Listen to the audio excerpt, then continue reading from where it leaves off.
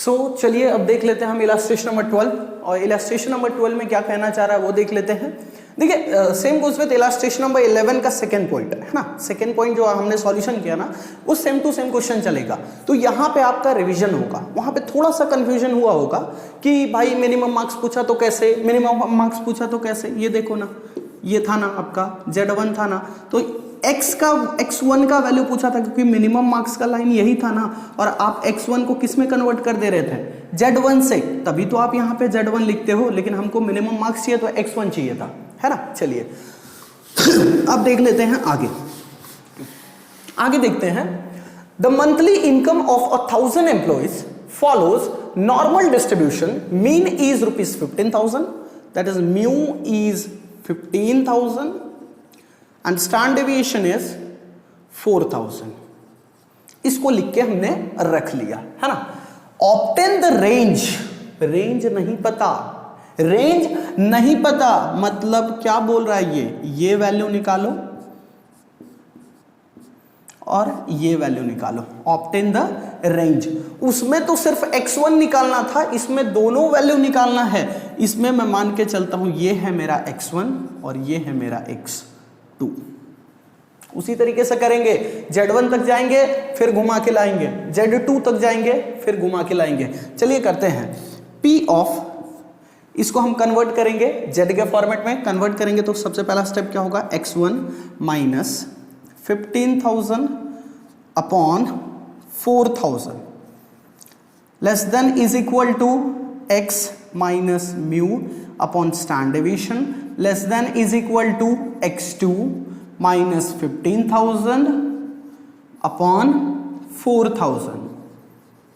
Step नहीं भूलेंगे, step चलता रहेगा। P, इसको हम क्या बना देते हैं, Z1 less than is equal to, ये हमारा Z less than is equal to Z2। यहां तक किसी को कोई डाउट? और बोला है obtain the range of monthly income for middle 60% of employ. 60% total 100%, तो 60%, 60 डिवाइड बाय 100 करेंगे तो आ जाएगा 0.6। हम क्या करते हैं, जब भी परसेंटेज बोलता है 60% एम्प्लॉइज मतलब 60 डिवाइड बाय 100। अगर यहाँ एम्प्लॉइज दिया रहता कि इतने एम्प्लॉइज का मिडिल वैल्यू, तो इतने टोटल डिवाइड कर देते। जैसा क्वेश्चन वैसा हमारा रिएक्शन। 60% बोला मतलब 60%, 0.6 ही तो होता है ना। पिछले में 10% दिया था तो 10 डिवाइड बाय 100 0.1 हुआ था, इसमें 0.6 हुआ। आगे का स्टेप हम यहाँ के बाद फिर चलते हैं चार्ट पे, अपने कर्व पे आ गए। हम अपने कर्व पे देखते चलेंगे भाई। अब हम अपने कर्व पे आ गए हैं। कर्व पे आने के बाद हमको क्या करना है, Z1 और Z2 क्या बोला था, मिडल 60%। मिडल 60% मतलब क्या, ये पूरे कर्व का मिडल यहां से उठा के मैं यहां से लेता हूं 60%। ये टोटल वैल्यू दिया है मुझे 0.6। किसी को कोई डाउट होगा तो भाई पूछना कमेंट बॉक्स में। आप किसी भी तरीके का डाउट अगर आपका रह जाता है तो हम अपने डाउट सेशन में सीख लेंगे। डाउट सेशन का भी एक मैं रख दूंगा, आपके क्वेश्चंस का एक डाउट सेशन में रख दूंगा। आपके सिर्फ डाउट्स को ही मैं क्लियर करूंगा एक वीडियो में, ठीक है। ये चैप्टर कंप्लीट होने के बाद मैं एक डाउट सेशन रख दूंगा आपके लिए। आप अपने कमेंट बॉक्स में क्वेश्चन पूछ लेना, कमेंट बॉक्स को उठा के मैं यहाँ पे पूरा बता दूंगा आपको। ये पूरे का वैल्यू कितना दिया, 0.6। क्या मैं बोल सकता हूँ इस साइड का वैल्यू 0.3, इस साइड का वैल्यू 0.3 हो गया ना 0.6। मिडिल वैल्यू पूछा था ना, मिडल पूछा था ना, ये रहा हमारा मिडल। ये पूरे में से हमने मिडल वैल्यू उठाया 0.3। ये भी चीज क्लियर हुआ। डायरेक्टली परसेंटेज दिया मतलब उसने मेरे को डायरेक्टली वैल्यू दिया। डायरेक्टली परसेंटेज दिया मतलब डायरेक्टली क्या दिया उसने, मुझे वैल्यू दिया 0.3। आगे बढ़ते हैं हम। ये हमारा Z1, ये हमारा Z2। Z1 से लेके Z2, Z1 से लेके Z2, यहां तक भी सबको क्लियर है। आगे बढ़ते हैं हम। आगे बढ़ोगे तो आप जब वैल्यू निकालोगे 0.3 का वैल्यू निकालोगे, ये एरिया, ये वैल्यू चाहिए ना मुझे, ये वैल्यू चाहिए ना। ये वैल्यू क्यों चाहिए, क्योंकि मुझे ये निकालना है x1 और x2, और x1 x2 निकालने के लिए मुझे z का वैल्यू तो जरूरत पड़ेगा ही पड़ेगा, है ना। चलिए देखते हैं। ये एरिया मुझे पता है लेकिन ये वैल्यू मुझे नहीं पता। ये एरिया पता है तो ये वैल्यू निकाल लूंगा। कैसे, देखो 0.3 बोला ना, तो 0.29 क्या वैल्यू है, 0.2995 अराउंड आपको एक वैल्यू देखने को मिल रहा होगा, और दूसरा वैल्यू अपने को दिख रहा होगा 0.3023। मुझे एग्जैक्ट 0.3 नहीं मिल रहा है, मुझे क्या मिला 0.2995 और 0.3023। इसका निकाला हमने तो आया 0.84 और इसका निकाला तो क्या आया 0.85। कोई नियरर है क्या 0.3 के? यस, ये नियरर है, तो मैं बोल देता हूं कि 0.84 कंसिडर करेंगे। अगर दोनों का इक्वी डिस्टेंस रहता, इक्वी डिस्टेंस या थोड़ा 1-2 का गैप रहता, तो हम ये दोनों का एवरेज उठा लेते, लेकिन यहां पे क्या है, इक्वी डिस्टेंस नहीं है। ये देखो 0.30 से अगर हम कंसिडर करें, इसका अपने को सिर्फ 5 का गैप दिखेगा, लेकिन यहां पे अपने को 2-3 का गैप दिखेगा। 3023 है, ये 2995 है, तो ये हमारा नजदीकी वैल्यू है, तो हमने क्या डायरेक्टली उठा लिया 0.84।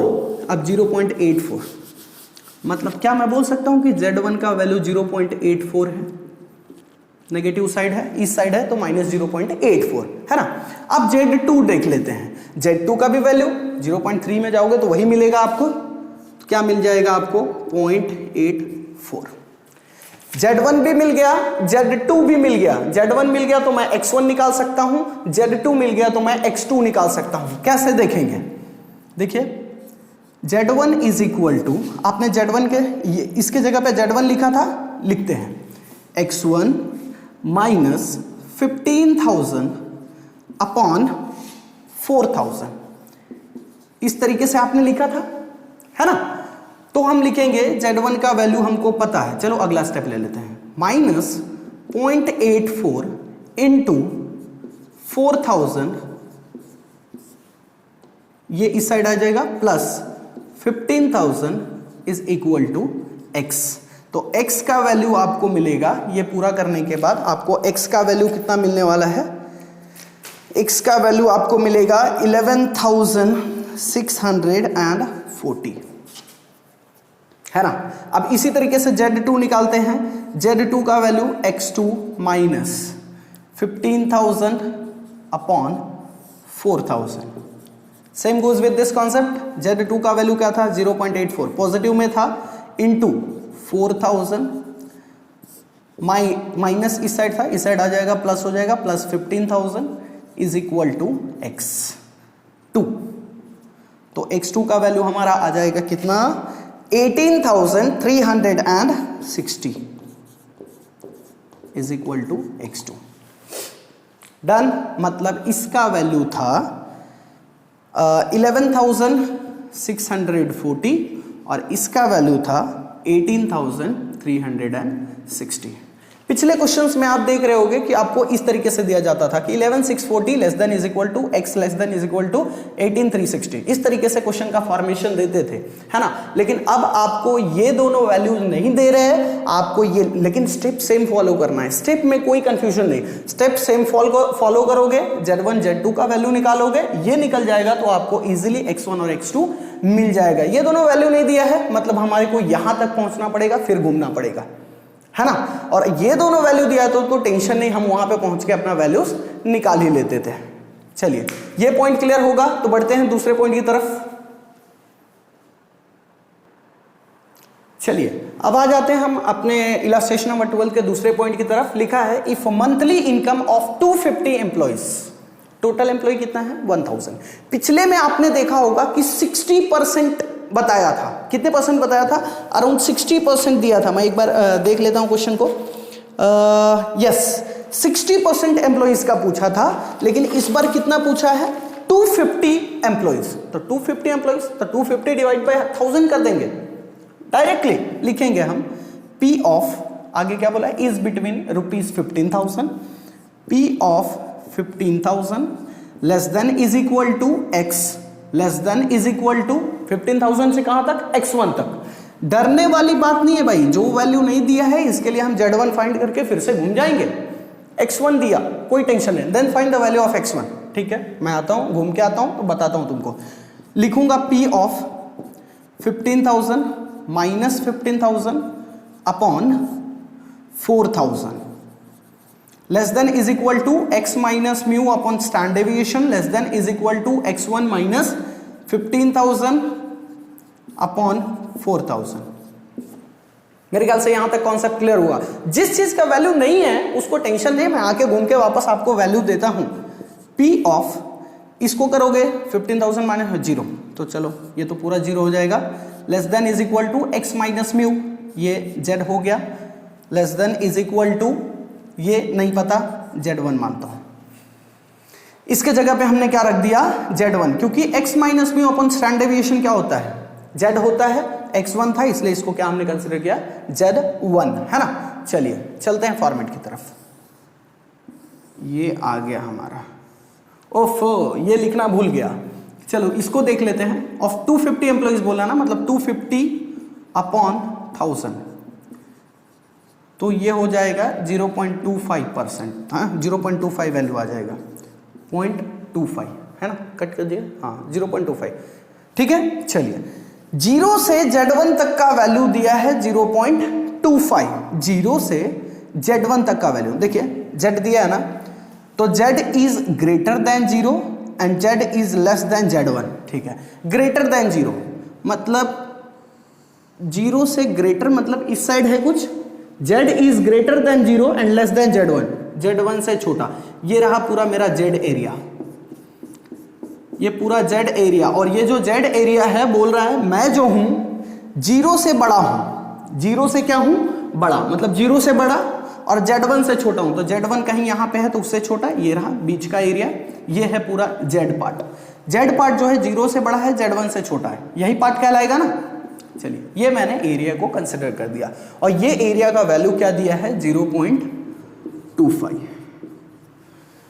कोई भी दिक्कत होगा भाई पूछना, आप लोग डाउट में आप लोग पूछना, मैं बार बार रिपीट कर रहा हूं आपको, जो भी इलस्ट्रेशन नंबर में डाउट होगा, जो भी क्वेश्चन में डाउट होगा, तो आप डायरेक्टली कॉन्सेप्ट कमेंट बॉक्स में मेंशन करना कि मुझे यहां ये टॉपिक पे डाउट है, तो आप उसको डाउट सेशन में समझाना। अब ये वैल्यू मैंने लिख दिया 0 से Z1 तक 0.25, क्या मैं नहीं निकाल सकता वैल्यू के थ्रू Z1 का वैल्यू, Z1 का वैल्यू नहीं निकाल पाऊंगा क्या, निकाल दूंगा, देखो कैसे। 0.25 आया ना, तो 0.25 को मैं टेबल में जाके ढूंढूंगा, इस तरीके का टेबल होगा, यहां बीच का वैल्यू, एरिया डायरेक्टली दे दिया तो मैं बीच में वैल्यू ढूंढूंगा, तो आपको एक वैल्यू मिलेगा 0.2486 और दूसरा वैल्यू मिलेगा 2518। इसका जो आएगा 0.67 और इसका आएगा 0.68। Near by value, near by value 0.25 के, ये भी नियर बाई है, ये भी नियर बाई। चलो तो इसका एवरेज उठा लेते हैं 0.675।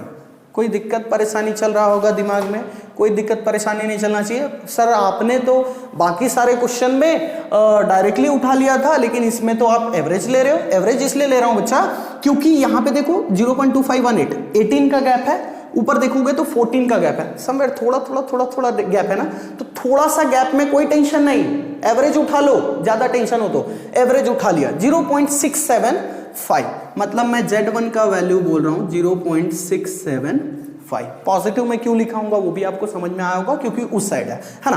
अब Z1 का वैल्यू जब आ गया तो X1 का वैल्यू निकालना मुश्किल है क्या, नहीं। ये देखो Z1 इज इक्वल टू, यही तो था, Z1 इज इक्वल टू ये वैल्यू लिख लेते हैं, X1 माइनस 15,000 अपॉन 4,000।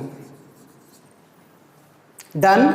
Z1 के जगह पे हमारा वैल्यू आया है 0.675, इनटू करेंगे हम 4,000 से, ये जो माइनस 15,000 है इधर आके प्लस हो जाएगा 15,000 इज इक्वल टू हो जाएगा आपका X1। इसको कैलकुलेट करोगे तो कैलकुलेट करने के बाद वैल्यू आएगा 17,700, यही आपका आंसर हो जाएगा। बिना टेंशन के क्वेश्चंस का सॉल्यूशन करना है भाई, बहुत ज्यादा टेंशन लोगे तो क्वेश्चन और ज्यादा टफ हो जाएगा, है ना। बिना टेंशन लिए क्वेश्चंस का सॉल्यूशन करना है। इसका स्क्रीनशॉट ले लो, आपके नोटबुक में इसका सॉल्यूशन कर लो। चलिए बात कर लेते हैं हम इलस्ट्रेशन नंबर 13 की। The bill amount of purchase by the customer in departmental store follows normal distribution and its mean is rupees 800, that is mu is 800 and standard deviation is rupees 200, standard deviation is rupees 200 इसको mark करके रख लेते हैं, है ना। On that day 53 customers had the bill amount more than rupees 1200। उसमें से जो 53 कस्टमर्स है, वो जो दिन था उसमें से जो 53 कस्टमर आए थे उस दिन, उनका बिल क्या था, मोर देन 1200 था। तो बोला है कि estimate the number of customers who visited in the store on that day. तो उस दिन का एस्टिमेशन बताओ कि उस दिन टोटल कस्टमर कितने आए थे। 53 कस्टमर का तो आप पूछते तो मैं बता देता कि क्या है, क्या प्रोसीजर है, कितने इनका वैल्यूज हो सकता है, लेकिन आपने तो बोल दिया estimate the number of customers who visited in the store on that day. अब एक बात बताना, अगर मैं टोटल 53 का एरिया फाइंड कर लूं, 53 का अगर एरिया फाइंड कर लिया, मान लो 53 कस्टमर्स आए थे तो उनका एरिया मैं फाइंड कर लिया, मान लो 0.2323 जो भी है ना। तो 53 टोटल एरिया कितना होता है, 1। टोटल एरिया नॉर्मल डिस्ट्रीब्यूशन में टोटल एरिया क्या होता है, टोटल परसेंटेज जैसे 100 होता है, उसी तरीके से अगर एरिया का मैं देखूं तो टोटल एरिया कितना होता है, 1। तो अगर मेरा 53 का एरिया इतना आया है तो 1 का एरिया कितना, 1 के रिलेटेड देखूं तो कितने कस्टमर हो सकते हैं, तो हम उस तरीके का रूल फॉलो करके हम यहां पे करेंगे आंसर को। चलिए देख लेते हैं, पहले 53 कस्टमर का निकाल लेते हैं, क्या एरिया देता है। तो देखते हैं P of x is greater than equal to 1200, यही बोला है हमारा, अमाउंट मोर देन 1200। तो more than 1200, x is greater than equal to 1200, ठीक है। चलिए ये देख लिया हमने, प्राइस की तो बात हो रही है ना भाई, ये देखो ना, प्राइस प्राइस प्राइस, तो x is greater than equal to 1200। अब इसको z के फॉर्मेट में लेके जाएंगे, x minus mu upon stand division, greater than equal to 1200 minus 800 upon 200। P of z is greater than equal to 400 divided by 200, 2। यहां तक सही है। चलिए आगे चलते हैं, यहां पे आ जाते हैं। ये हम कर्व बना लिए 0, z का वैल्यू जो है 2 से बड़ा है, z का वैल्यू 2 से बड़ा है। 2 कोई उस साइड दिखेगा हम लोग को, 2 है ना, 2 नंबर दिखा ना, माइनस नहीं है, ये प्लस में है तो प्लस तो 2 यही होगा ना, और 2 से बड़ा वैल्यू बोला, z का जो वैल्यू रहेगा, मतलब ये जो भी हम ड्रॉ करते हैं वो z होता है, ठीक है। तो ये z का जो वैल्यू बोला है, क्या बोला है हमारा, 2 से बड़ा होगा, मतलब ग्रेटर होगा, ग्रेटर उस साइड, लेस इस साइड। चलिए ग्रेटर हमने बता दिया कि 2 से बड़ा आपको चाहिए, z ने बोला कि मैं 2 से बड़ा हूं, तो 2 हमने पहले पुट कर दिया और बोला ठीक है 2 से बड़ा है तो तू उस साइड का पूरा एरिया कवर कर ले, कवर कर लिया। अब देखो ये एरिया मुझे पता करना है, ये एरिया मुझे पता करना है, कैसे पता चलेगा, ये वैल्यू में से ये वैल्यू माइनस कर दो, ये वैल्यू आ जाएगा, लिखूंगा P of 0 less than is equal to z less than is equal to नहीं sorry infinity minus P of 0 less than is equal to z less than is equal to 2। ये area में से ये area find minus कर दूं तो ये मुझे एरिया पता चल जाएगा कि 2 से ज्यादा एरिया क्या जा रहा था। तो इसका वैल्यू तो 0.5 माइनस इसका वैल्यू क्या आएगा, चेक कर लेता हूं मैं, 0.4772 0.4772। तो इसका वैल्यू आ रहा है हमारे पास 0.228 0.228। 53 कस्टमर टोटल कितना एरिया कवर कर रहा है, 0.228 टोटल कस्टमर ये रहा ना, यही तो आएगा ना पूरा टोटल कस्टमर। तो टोटल कस्टमर कितना एरिया कवर करेगा, पूरा 1। तो मैं बोलता हूं अगर ये 0.228 एरिया जो है 53 कस्टमर्स कवर कर रहे हैं तो टोटल 1 एरिया कितने कस्टमर्स कवर करेंगे, इसका क्रॉस मल्टीप्लाई मैं यहां कर लेता हूं, जगह नहीं है वहां पे, तो लिखूंगा 53 इंटू 1 अपॉन 0.228। इसका सॉल्यूशन करोगे तो आपको अप्रोक्सीमेट कितना आंसर आएगा, 2500। अप्रोक्सीमेट आपको ये वैल्यू मिलेगा। तो आप बोलोगे कि टोटल एरिया कवर, मतलब उस दिन टोटल कस्टमर कितने आए थे, 2500 कस्टमर आए थे। डन। अगर 53 कस्टमर मिलके उस दिन का टोटल में से 0.228 एरिया कवर कर रहा है तो पूरा 1 एरिया कवर टोटल कस्टमर ही तो मिलके करेगा, तो टोटल कस्टमर हम इस तरीके से निकाल सकते हैं, है ना। चलिए इसका स्क्रीनशॉट ले लीजिएगा, आप लोग अपने बुक में नोट्स बना लीजिएगा और चैनल को सब्सक्राइब कर देना, क्योंकि कंटिन्यू आपको वीडियोस मिलते रहेंगे कॉमर्स से रिलेटेड। आपके बोर्ड एग्जामिनेशन का बहुत रफ्तार में मैं ट्राई कर रहा हूं आपको सारे वीडियोस मिले फटाफट, ठीक है। चलिए मिलते हैं अगले वीडियो में, तब तक के लिए साइनिंग ऑफ।